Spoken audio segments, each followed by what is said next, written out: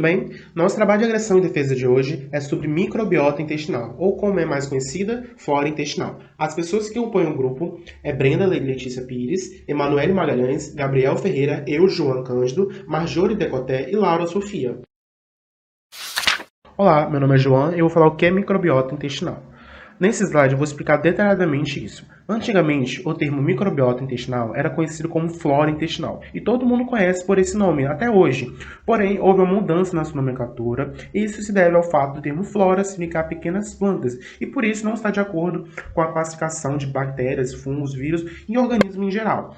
Então é mais certo usar microbiota. Logo, microbiota é um conjunto de bactérias, fungos ou outros organismos que vivem em uma certa área do nosso corpo, que no caso do nosso assunto é o que envolve o intestino, e é conhecido como um local onde há uma concentração de vida microscópica. E uma curiosidade é que há mais bactérias do que outros organismos. A maioria desempenha uma relação mutualista com o nosso corpo, com o nosso intestino, trazendo várias coisas benéficas não só para o nosso intestino, né, em geral, mas sim para o nosso corpo um todo.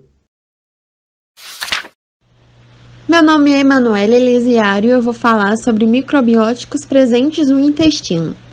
Alguns gêneros de bactérias presentes na microbiota são as privotelas, associadas ao maior número de consumo de carboidratos.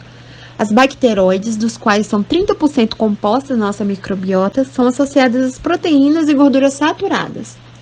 Lactobacilos, que são associados aos alimentos com alto teor de gordura.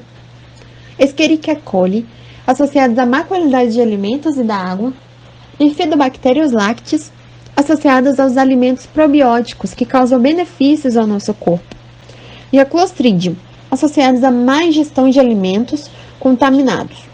A Archaea constitui uma outra grande classe microbiota intestinal, que são importantes no metabolismo dos produtos bacterianos de fermentação. Já fungos não se tem tanta informação. Sabemos que inclui a Cândida, entre outros. E boa parte desses microbióticos intestinais podem até nos ajudar em várias outras áreas do nosso corpo, como nossa imunidade contra infecções, e entre outras coisas também. Ao longo dos slides vão ser citados mais benefícios das bactérias. Oi, gente, meu nome é Gabriel. Vou estar falando agora um pouco sobre as funções da microbiota intestinal, ou flora intestinal, que é um nome que muitos estão mais familiarizados.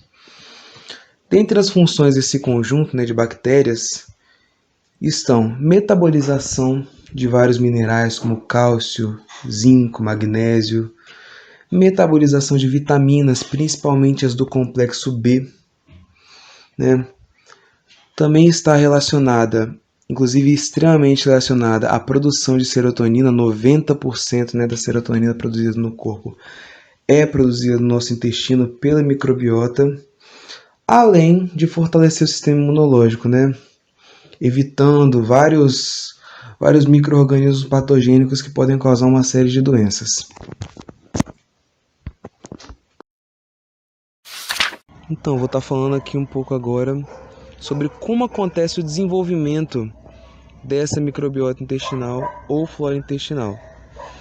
Gente, o desenvolvimento dessa microbiota vai estar acontecendo lá no primeiro momento das nossas vidas, lá no nosso nascimento, que é quando a criança vai ter o primeiro contato com as bactérias da vagina da mãe e do intestino dela também, Essa microbiota, ela vai sendo moldada de acordo com os antibióticos que essa criança vai recebendo com o passar do tempo, com a alimentação, e até as doenças que essa criança possa ter durante esse estágio da vida, A duração mais ou menos desse tempo de formação da microbiota dura de 0 a 3 anos, Até os 3 anos ela está nesse período de formação dessa microbiota intestinal.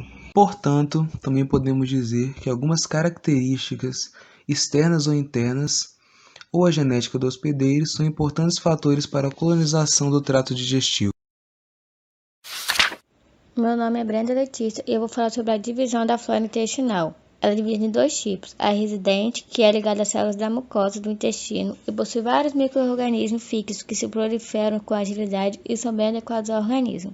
E a transitória, que não está ligada na mucosa. Ela é derivada da seção superior do trato digestivo e varia conforme o meio ambiente e a alimentação. Resumindo, as microbiotas resistentes são micro-organismos que ficam diariamente, são a maioria das microbiotas que fazem bem para o intestino. Já a transitória são as que não ficam muito tempo no intestino, são expelidas com o tempo, a maioria são bactérias ruins. Olá, meu nome é Marjorie e eu vou falar sobre o desequilíbrio da microbiota intestinal. Ele é causado por o uso constante de antibióticos, que eliminam as bactérias ruins e as boas, perdendo a diversidade bacteriana. Uso frequente de laxantes, que ocorre o funcionamento exagerado do intestino.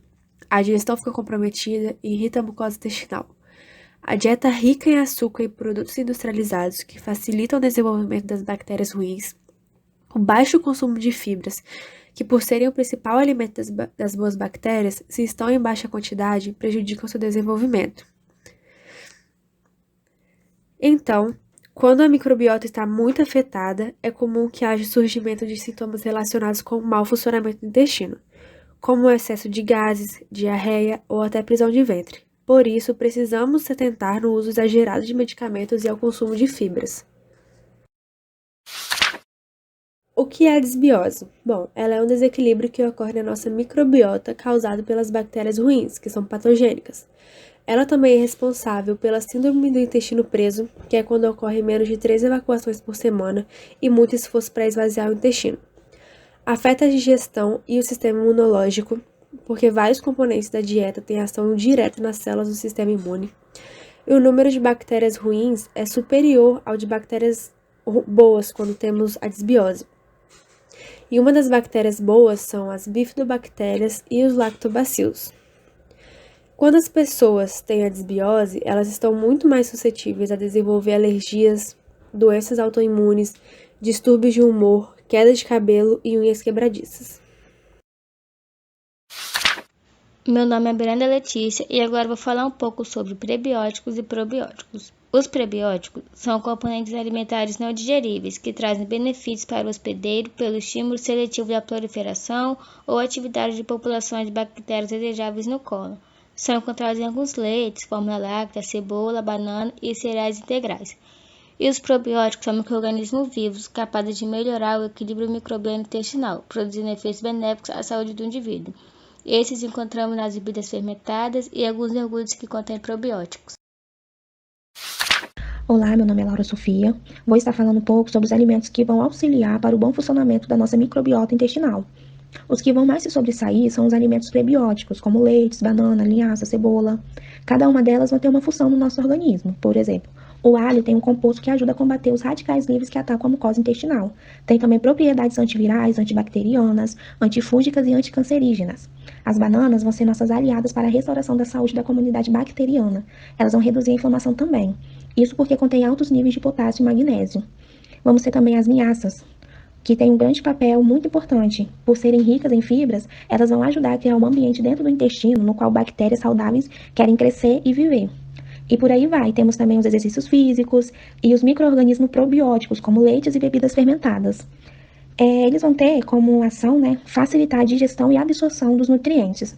Então, quando nós temos esses bons hábitos, alimentares, exercícios físicos, nós vamos ter a nossa microbiota equilibrada. Portanto, vale destacar que a saúde da microbiota é influenciada por inúmeros fatores, da genética ao uso de medicamentos, mas os alimentos têm um papel muito importante nessa equação. E quando nós temos ela equilibrada, nós vamos ter muitas coisas benéficas para o nosso corpo. Por exemplo, vamos ter uma melhora na digestão, nosso sistema imunológico fica mais forte, e isso ocorre porque há uma melhora no processo de obtenção de vitaminas para o corpo. Vai proteger o nosso organismo de infecções. Então, a microbiota vai ter um papel de prevenção em algumas doenças. Regula também o nosso metabolismo e quando isso acontece, ao mesmo tempo equilibra nossos níveis de glicose e de gordura, que vai promover o bem-estar do nosso corpo. Ela vai reduzir diarreias e gases intestinais. Então, já percebeu que a microbiota intestinal é realmente muito importante para o nosso organismo, Ela regula e participa de diversos processos no nosso metabolismo e no nosso sistema imunológico. Então, uma microbiota saudável pode garantir muitos benefícios para a saúde do nosso corpo. Essas aqui são as referências. Eu coloquei em um PDF certinho cada slide com sua referência. E é só clicar que vai direto para os sites.